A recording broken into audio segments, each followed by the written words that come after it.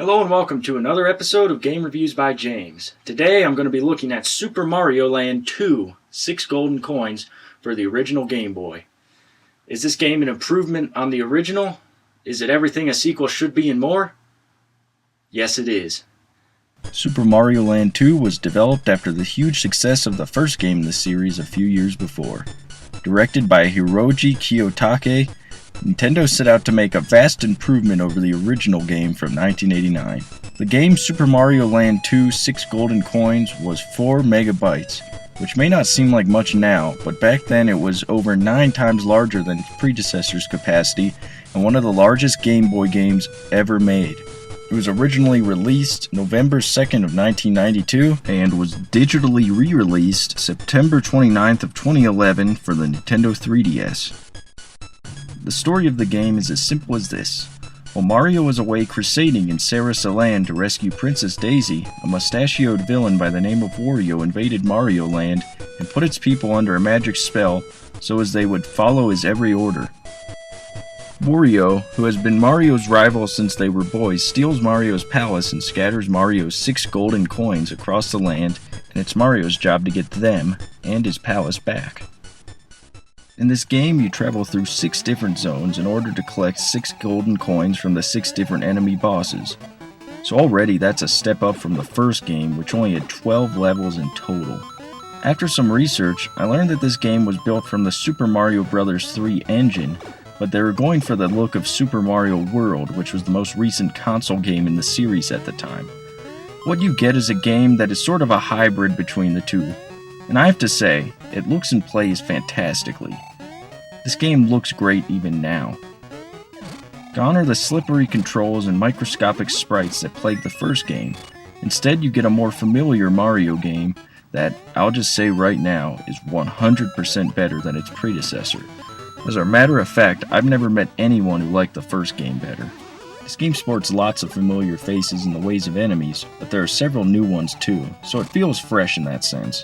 Also, power-ups return in the form of the Super Mushroom, the Fire Flower, the Superstar, and all to do this game, the Carrot power-up, which gives Mario bunny ears and allows him to float by repeatedly tapping the A button. In the whole Super Mario series, Rabbit Mario is one of my absolute favorites, especially for a game like this, where getting extra airtime is always a plus. Also back from Super Mario World is the Spin Jump, which can be used to break blocks. When you start, you have to beat the introductory Mushroom Zone before you can progress, but after that you can access pretty much the rest of the game. To my delight, this game features an overworld map like Super Mario Bros. 3 and Super Mario World, but unlike those games, you can choose what order to do the worlds in, which is a plus to gamers like me who really enjoy carving their own path to victory. I usually start by going to the left and do the tree zone first. The tree zone is really cool because it really makes you feel like you are moving from the bottom to the top of a huge tree. The first stage puts you at the roots of the tree, the middle stages put you inside of the tree's trunk, and when you get to the top, you move amongst the branches of the tree. When you get to the final stage, you'll find that your platforming skills are really being tested already. That's why it's good to have a rabbit hat on, because this stage is actually pretty difficult. When you get to the end of the stage, you'll fight Kurozu, who is a bird in a nest who drops eggs on you. He is ridiculously easy. After you've beaten him, you get your first coin and it's on to the next zone.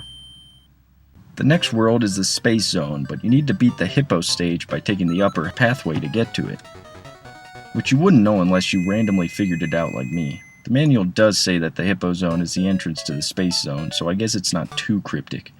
The Space Zone only has 2 stages. 3 of them if you find the secret exit. That's also something I forgot to mention. You want to keep your eyes peeled for secret exits throughout the game. Always like this zone because of the low gravity and spacesuit, which makes Mario look like Captain Olimar. The second stage is to many a very difficult stage, but I always liked it because of the kick-ass music. Plus I beat it without much trouble. The stage boss is Tatanga.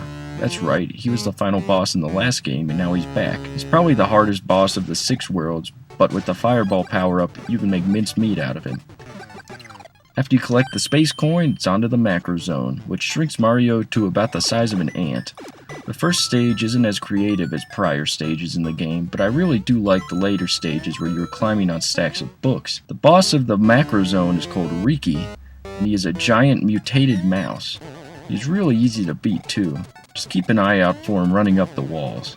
After you've got the Macro Zone coin, it's onto the Pumpkin Zone, which features quite a few stages, as well as a couple of secret levels. This is a great zone because you get this really spooky feel while playing it. The enemies range from walking hockey masks, boo ghosts, and even those squealing things from Ghosts and Goblins. One of the stages puts you in a haunted house, which pays homage to the first Super Mario Land by having a variant of one of the musical tracks in it. The world boss, Sabaza, is a fire-wielding witch. She's pretty easy to beat too, granted you can get her pattern down. The fifth world is called the Mario Zone, which you travel into a giant robot Mario. You move from toe to head on this robot, and I have to say, it's pretty darn creative. One of the funniest things in any game I've ever played is the second level of the world, in which you enter Mario's crotch. I bet you'll never guess what's inside of there. Balls! The whole level is made out of balls. The enemies shoot balls, there are bears bouncing on balls, and the background is made out of them too. Gee, Mario sure has a lot of balls. The level in Mario's head is my favorite in the whole game because it puts Mario in a Lego land. That's right, the level is made almost entirely of Lego blocks, which is really awesome. Kudos for creativity on this game. The boss of the Mario Zone is the three little pigs, who are an utter joke to beat if you have the Fire Flower. But I think it is kinda cool to have the three little pigs as a boss battle. Mario gets the chance to fry some porky ass. After you've recovered the fifth coin, it's onto the Turtle Zone. The Turtle Zone is mostly a water level, which is why it's probably my least favorite in the game, but it's still pretty creative. You go from the shoreline, to a sunken ship, to the inside of a giant whale. Once again, props for creativity. The boss of the Turtle Zone is called Pyko. He's a giant red squid, and he too is piss easy. Once you've beaten him, the final coin is yours. And with that, Wario's Palace unlocks and you can now enter it.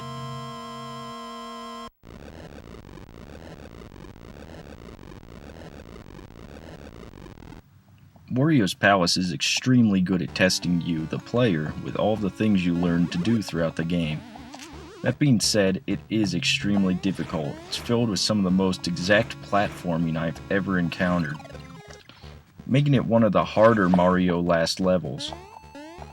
You'll be avoiding spike balls, fireballs, lava, trap panels, crumbling platforms, spikes, and weird mustachioed phantoms before you encounter Wario.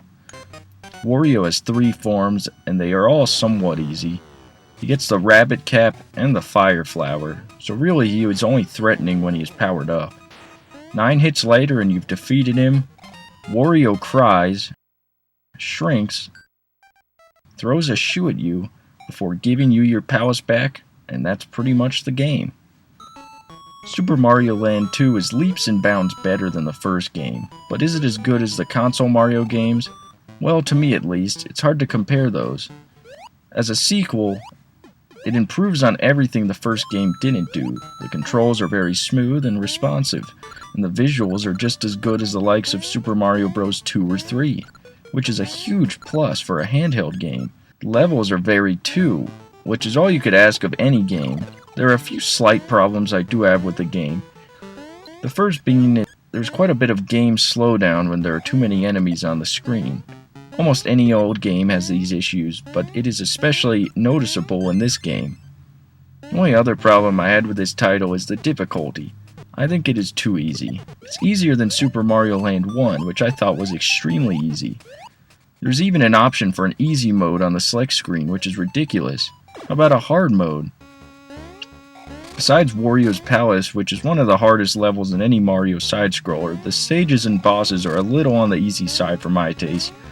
But to be fair, those are small gripes. Would I recommend this game? Absolutely. With a price of $3.99 on the Nintendo 3DS eShop, it is one of the best values on the Virtual Console. Scoring a physical copy shouldn't be too expensive either, but I'd recommend going the digital route. I've been hearing a lot about save batteries on Game Boy games going bad lately. Super Mario Land 2 looks great, feels great, plays great, and is a 1000% better than its predecessor. Thanks for watching this episode of Game Reviews by James. As always, stay awesome and check back later for more reviews.